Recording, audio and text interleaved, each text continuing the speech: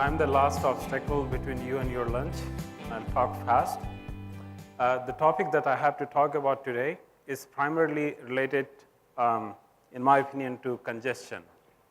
Imagine that 10% or 20% vehicle getting off the road here in Bangalore, how easier it would be travel. Similarly, what we have here is a congestion at the chip level or at the PCB level in terms of a very large number of pins and making things complex in many ways in terms of routing the traces, power, etc. So the topic that I'm presenting today is co-authored by myself and my friend Satwant, and I'll be speaking on behalf of him as well. The agenda is pretty straightforward. We'll see the problem statement, what the virtual GPIO interface concept is, and what VGI architecture, as it is currently evolving at MIPI, is almost done, and we are wrapping up with the spec creation. We'll present some application scenarios, present you a summary, and perhaps we'll have some time left for Q&A at the end. So this system shows you a typical mobile handheld system, and if you analyze, you'll find that everything, including the cellular, Wi-Fi, video, docking, etc., all of these are constantly evolving, and the nature of the evolution is such that it does demand extra additional pins on the go, and it adds up more number and more number of pins. And this is a big problem because it not only adds up to the complexity of the package, but also PCB routing, as I mentioned in the beginning. So reducing the number of pins is a primary goal, I would say, for many designers, for these reasons. So here is a typical example of a system. It doesn't have to be the typical system that you may be working on, but this is just a representative diagram. And what you see here is that application processor connecting to a number of peripherals. And all these lines that you see here, the thin lines particularly, these are what we call as the sideband lines. These are not the high-speed buses like PCIe or USB buses, but these are handshake or signaling type of signals which you end up using between multiple peripherals and the host processor. If you count in this system example itself, these numbers run to in excess of like 40 or so. And that's a concern because it brings complexity. Life would be much simpler if we had these pins reduced. So if you look here in the typical example that we saw, corresponding to different domains that we have, for example, camera, audio, etc., these are the number of sidebands. We are not even counting the main interface lines that go between these peripherals and the application processors. So the key point is that how we can eliminate these pins that we have in place, and that's where the MIPI VGI comes into picture. And the MIPI system diagram, I'm sure since morning you have seen it a couple of times. The promise of the VGI specification is to cut down pins and decongest in terms of the number of pins at the chip level.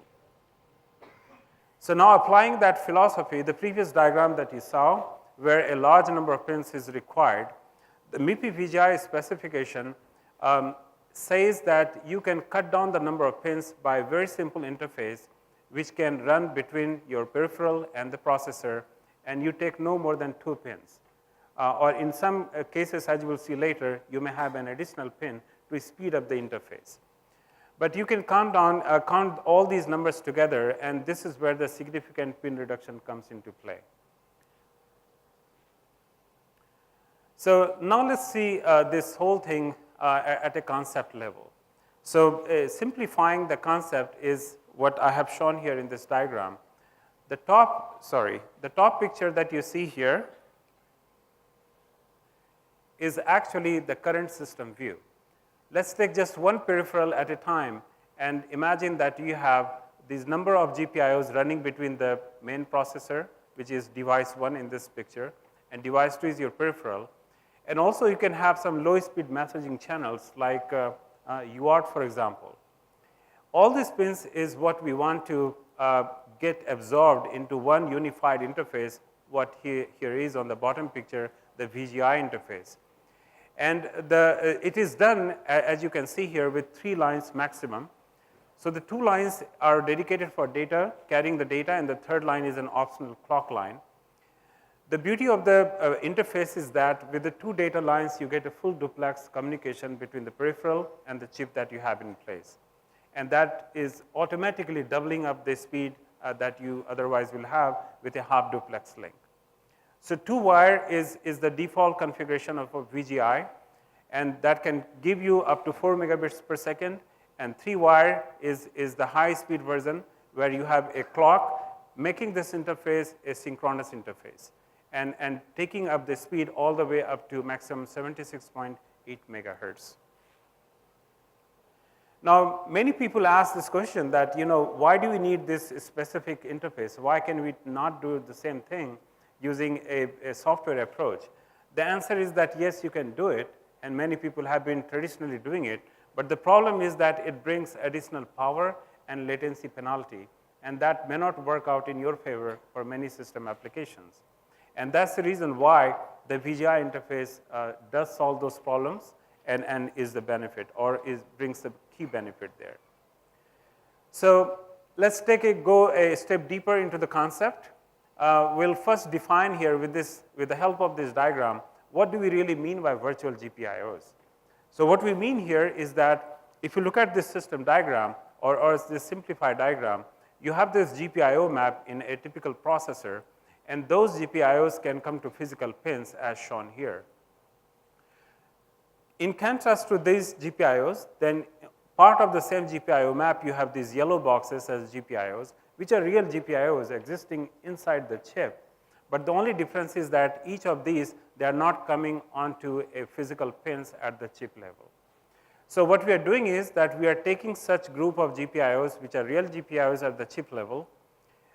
We can also have internal chip level muxing to tap on these regular GPIOs to bring it to another box that we call here as VGI finite state machine. We can also bring such IOs which can reside inside some generic IP block and also funnel it into the VGI FSM. In addition, we can also have some software communication where we can purely set and clear some GPIO bit values inside the VGI FSM itself. So you can have multiple sources of IO states that you may have the interest or need. Things are different the other side, and all these things are different subcategories, what we call as virtual GPIO. Okay? So once we bring all of these different IOs to the VGI FSM, what we do is with some intelligence, we serialize them, send it out to the other side through a physical link that we have here, 2 and 3 wire. Now you know where the 2 or 3 wire is coming. We already talked about it. And on the other side, then you deserialize and take them to whichever spot it is needed to go. For example, a IO from the yellow box might need to go to another yellow box here on the receiver side or to some other location. But all those handling is done by the VGI FSM. Long story short, what it means is that today, if you were needing like 10, 15, or 20 pins, that you have the promise of consolidating everything within this 2 or 3 line interface that you have in place. And that's where the cutting down of pin comes into picture. So now, focusing a little bit on this interface, 2 or 3 lines that we have here, like I said in the beginning, the 2 line and the 3 line, in both situations, you have a full duplex interface in play. The only difference is that the 2 line interface is a 2 wire, of course, and is limited for VGI 1.0 to 4 megabits per second, whereas the 3 wire interface is going to take you all the way up to maximum 76.8 megahertz interface speed. Okay, so depending on your choice, you may want to implement 2 wire or 3 wire interface. So many people also think that how is this all going to work? Because some standard interfaces, take for example I2C or I3C, they are 2 pins and only 2 pins. So managing these different types of options is a primary feature that we have in the VGI specification. So if you look here, this chart kind of summarizes what options we have for VGI. So we already talked about the 2 wire or the 3 wire interface.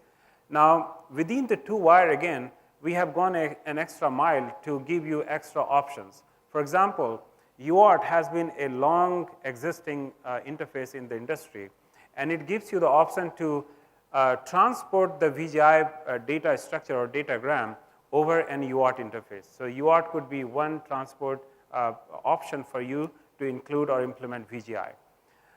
However, by default, we want to use a PWM-based technique to carry this data.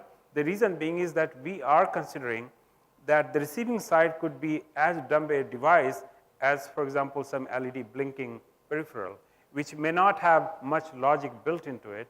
And therefore, with PWM, because the clock is by default embedded into the data stream, decoding that clock becomes very easier. So by default, the PWM is the 2-wire choice, but after configuration, you can switch over to the 3-wire. In future, you will see that here is a new term called PMPWM. It stands for Phase-Modulated PWM. What it does is, it doubles up the speed of a standard PWM data rate without doing anything else.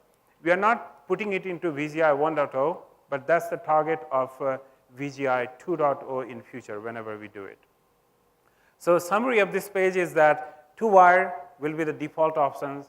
That ensures interoperability between the processor and the peripheral, but you'll have the option if the 2 sides support other modes, like the 3-wire, you can switch gear and go to the 3-wire mode of operation to speed up the communication between the two. So doing a snapshot of summary between what we are targeting for VGI 1.0 and what we think that we should be or will be doing actually for VGI next version is what we have captured here in this table. So 2-wire, 3-wire will be supported is on 1.0, starting from 1.0. Default PWM encoding will be part of 1.0, is the same thing for 2.0. UART encoding will be supported on both. Phase-modulated PWM will be available only after VGI 1.0 plus, I would say. And 2-wire mode maximum throughput is 4 Mbps in 1.0, but will jump to 8 Mbps when we have the PMPWM. Speed is for 1.0 is 76.8, but for VGI next version, we are planning doubling up that speed. And in terms of the I/O interface voltage, like many MIPI interface today are supporting already 1.2 and 1.8 volt, and we plan to maintain that standard that we have, and therefore it will support both the voltages. There is 1-wire mode support also that we are thinking of for future, but not for 1.0. So in terms of the init sequence, it's pretty straightforward. So you connect the system, you power up the 2 sides, and there is a very basic handshake happening between the 2 sides. It's like, unlike some of the other interfaces that we have, which by default may remain low, idle state, the VGI interface is by default like UART, and it stays high if the bus is in the idle case. And that's what we are detecting here in the simple flowchart, as we have shown, to detect if the 2 sides are ready. They communicate, they handshake with some basic enumeration or initiation packet, and after that, they are ready for the mission mode communication.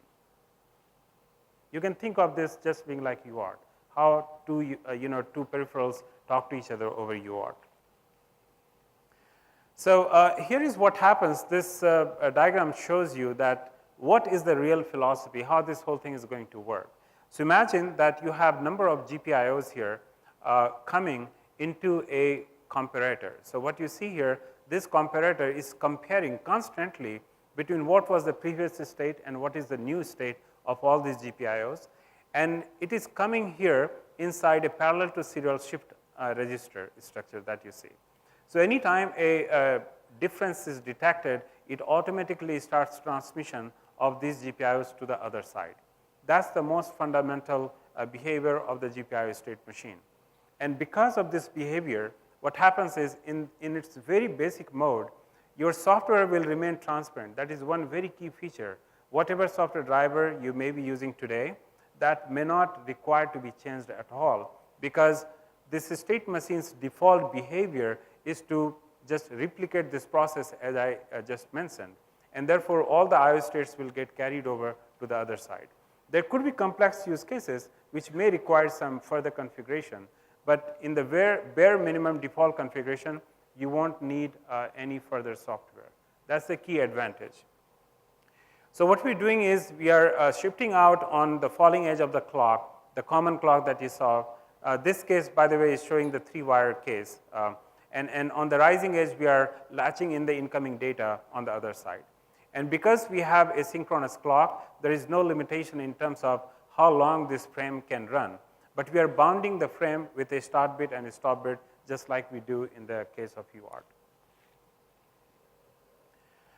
This is an asynchronous UART-based mode, and what we are showing here is that you can do the same thing, meaning you can have a very long frame length, provided UART traditionally runs because of the problem of asynchronous clock on the two sides. It puts a fundamental limitation that how many bits you can stuff into a datagram. So what we are doing is that to increase that length, we are having the concept of intermediate stop bit, which resets the internal clock or comparator that you have to enable more and more longer frame possible if you are just using the UART mode. Another key aspect of VGI is the flow control.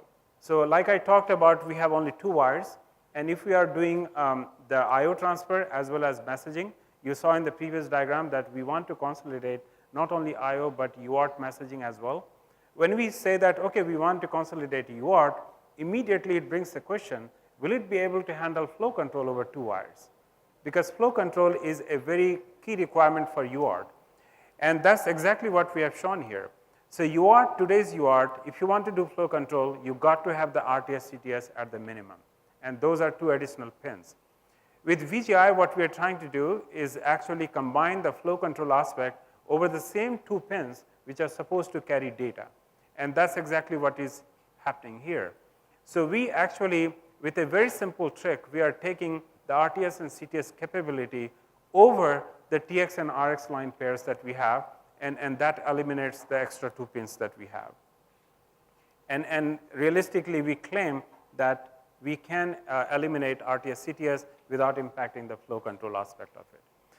This is a simple diagram indicating that what is the phase-modulated PWM. I will not spend time here, but real quick, we are actually encoding the data stream, taking the phase and the duty cycle, both the information, and that's what is helping us combine or put 2 bits of data over 1 clock cycle. So if you see a simple comparison here, it shows you that if you do a PWM modulation, you take like 8 clock slots. If you do a phase modulation, you will still take 8 clock slots. But if you combine these 2 techniques together, you transmit the same data stream using only 4 clock slots. And that's where the speeding up property comes into PM-PWM. So we are not doing any real data compression, but it is just the nature of this encoding that enables to cut down the time that we have. So in terms of protocol, there are many protocols could be possible. And one of the key requirement or focus that we had since the beginning in this spec development was that how minimum can the overhead be in terms of the datagram so that we don't waste time unnecessarily while we are transmitting the I/O state or messaging. So in the VGI protocol, we have actually only 2 bits of overhead per datagram, as you can see here. And we call them function bits.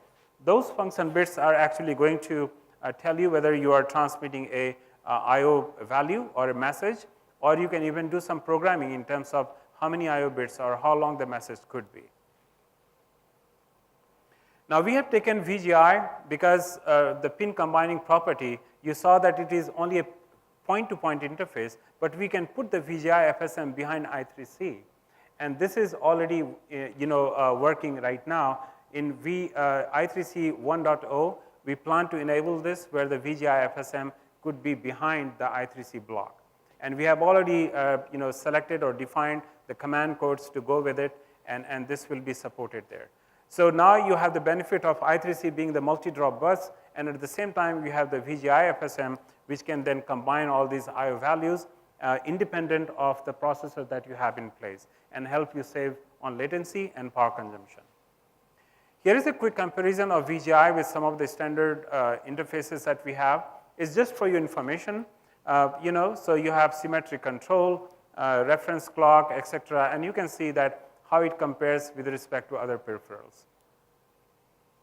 Same thing here in terms of clocking. So VGI, the key point is that it's a symmetric control. And one advantage is that the two lines that you saw there, you can have different length of datagrams going on both of them as you wish. So that's a pretty cool feature. So one key question comes is that how do I adopt if I don't have the design? So we have just shown a simple scenario here. Let's say that you pick up a processor which has VGI integrated already today, but your peripheral doesn't have VGI. This presents a scenario that you can use some low-cost FPGA. For example, Lattice has many low-cost FPGAs. Those could be useful to instantiate VGI and connect it to a processor which already has VGI support. In fact, back in 2014, we did a FPGA implementation of VGI as a showcase for the VGI capability. Okay.